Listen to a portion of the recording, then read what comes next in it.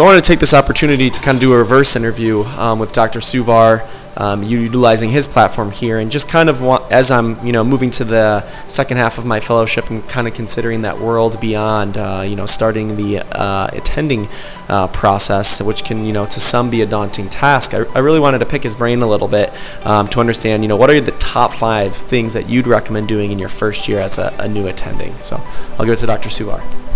Yeah, thank you, Dr. Kuda. For me, it was kind of trial and error. I was fortunate to have great mentors during my training, as well as entering my first year as an attending. I was able to ask a lot of questions to some of the doctors who were 5 years into their practice, 10 years into their practice, and even 20, 30 years into their practice. Like the mistakes that they made, they were able to share with me and kind of guide me on a path, right? So really, the first thing I think is budget. You want to stay away from increasing your spending habits and your lifestyle dramatically. I mean, you can certainly give yourself a 15-20% bump in spending on things you want to do, whether it's go out to eat to restaurants, go on a nice vacation once or twice a year. But I wouldn't go out and get that brand new car unless you absolutely need something, and don't get something that's really out of your budget. So really, budgeting is so important. I have an Excel spreadsheet that was given to me during my residency, and I've actually been able to track how much money I spend, outgoing expenses and incoming income, to try to gauge on what I can put away in my savings. So budgeting is really important, and you can really that could break you. If you're making a good salary but you're not saving any money, that's a problem. The second is, you've spent all this time, undergraduate, graduate, medical school, residency training, fellowship. It's important that you protect your assets, and in doing so, that's going to be your hands, right? So disability insurance and life insurance is very important. Life insurance really protects the loved ones. So if you have a wife, kids, family, it's important to take out at least, I would say, a term life insurance. That's relatively inexpensive. It could be a couple of $100s a year, and especially if you're finishing up training in your 30s, that could be something that is really, really cost effective. Some people say you're throwing away money, but the reality is you can get term life insurance for like $1 million for you and your spouse, and you can always upgrade later when you have more money. Disability insurance is probably the biggest expense that you'll have.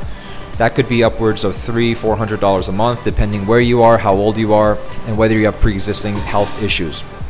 So the disability will protect you if you become disabled and you have a lot of student loans. You'll at least be able to have some income coming in to support yourself, your medical expenses, your family, that sort of thing. So that was number 2. Number 3 is an emergency fund. I think it's really important that we think about putting aside money for a rainy day. God forbid something happens and you decide that there's a family emergency and you want to take time off. Or let's say your family is out of state and you have to go take care of your parents. You want to save at least 3 to 6 months of income. That will allow you to continue paying off your loans, your car payments, your rent, your mortgage, whatever it is. Take that into consideration moving forward immediately. So I think that's going to be the first and foremost thing, right? Budgeting, life insurance, disability, emergency fund. Number 4 is, to me, this is something that I'm working on, is building your brand. So find a niche within your subspecialty, right? There's a lot of phenomenal doctors who are intelligent, who are very competent. They are incredible at what they do, but how do you differ from them? What do you have to offer that's unique? And that might take some time to find. I personally, I'm working on that. I mean, for me, in my line of specialty, being connected to a major medical academic institution, it's cancer pain. I enjoy taking care of patients that have cancer and pain. And so it's the relationships I build with oncologists, the people at my institution that refer me patients with cancer, something that really gives me gratitude. It keeps me excited to come to work. And number 5 is continue finding mentors. Dr. Kuda, I think you're really good at that. You have different mentors along the path of your journey, as do I. And I think, you have mentors that are at the same age as you, couple of years ahead of you, a couple of decades ahead of you, and even you are a mentor to people who are looking for mentors, whether they're in residency or whether they're in medical school, because I think that keeps us humble.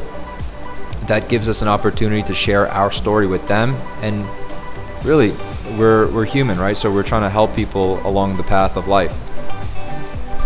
That was very, very well said. So, we're happy to have you here at Rush and excited to learn more on this journey. Thank you.